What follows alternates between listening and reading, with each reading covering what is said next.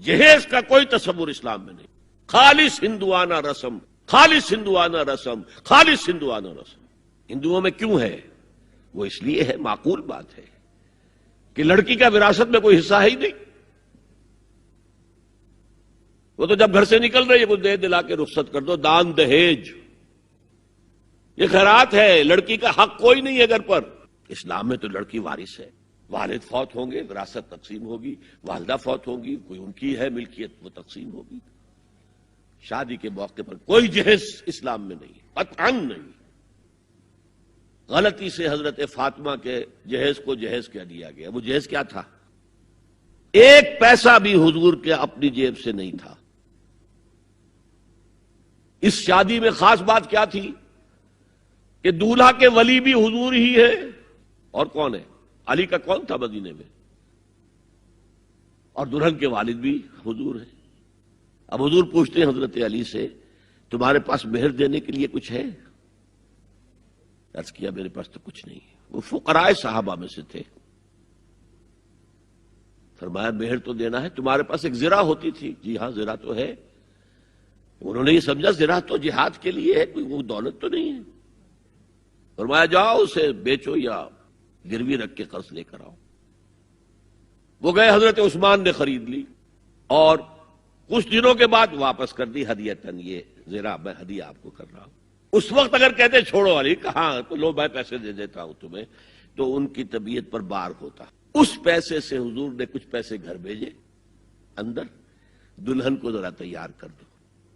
اور کچھ پیسوں سے وہ ایک گدا جس میں کھجور کی کھال بھری ہوئی تھی اور 2 تکیے جس میں کھجور کی کھال بھری ہوئی تھی، ایک مشکیزہ کنویں سے پانی تو لانا ہی ہے نا، ایک چکی جو ہو یا گیہوں ہو پیسنا تو ہے نا، کوئی 1-2 برتن اور. اللہ اللہ خیر صلی اللہ. یہ تھا جسے جہیز کہتے ہیں، جس میں ایک پیسہ بھی حضور کا شامل نہیں ہے. وہ حضرت فاطمہ کا مہر تھا جس سے بنایا گیا. ورنہ مدینے ہی میں دوسری آپ کی صاحبزادی کا نکاح حضرت عثمان سے بھی ہوا. کہیں ذکر ہے جہیز کا؟ حضرت عثمان کا گھر بھرا ہوا، ہر چیزیں موجود، وہاں تو جہیز کا تذکرہ نہیں. بہرحال یہ شادی کو آسان کرو، زنا کو مشکل بناؤ.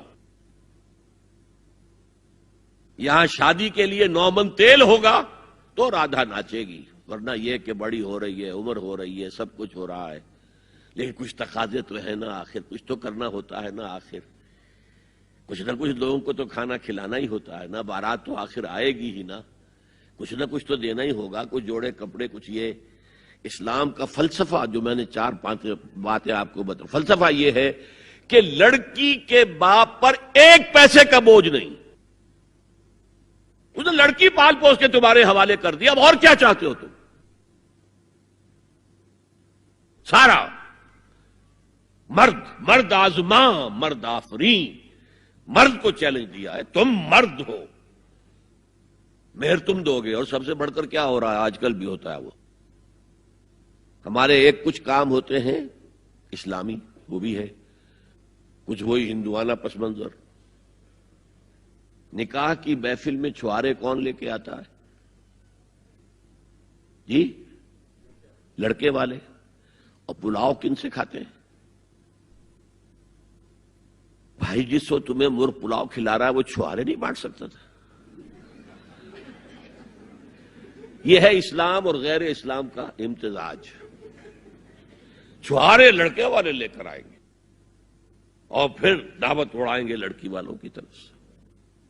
میں نے سنا ہے، میں اس کی تصدیق نہیں کر سکتا، کہ میوات میں جو مسلمان تھے، جو شدی کی تحریک جن پر چلائی گئی تھی، اور بہت سے لوگ شدی ہو بھی گئے تھے، اور اس فتنے کے مقابلے کے لیے مولانا محمد الیاس رحمۃ اللہ علیہ نے یہ تبلیغی سلسلہ شروع کیا تھا. وہاں سنا ہے کہ یہ ہوتا تھا، ایک تو نام بھی آدھے ہندوانہ آدھے مسلمان. اب شادی کرنی ہے، اچھا مولوی جی کو بلا لو، بول پڑھا دیں. لیکن وہ کہتے یہ بول پڑھانے سے یہ ہو گیا شادی؟ یہ تو سمجھ میں نہیں آئی. پھر وہ کہتے تھے پھیرے بھی ڈلوا لو. اب لڑکی کی چادر اور لڑکے کی چادر میں گرہ لگے اور پھر وہ سب کے سامنے 7 چکر لگائیں، تب تو پتا چلا کہ بات پکی ہو گئی. ورنہ یہ کہ قبول کر لیا بس واللہ عالم یہ لطیفہ ہے یا واقعہ ہے، لیکن یہ مجھے سنایا ہے بعض لوگوں نے کہ یہ وہاں ہوتا تھا، اطمینان نہیں ہوتا تھا، یہ بول کہنے سے بات ہو گئی۔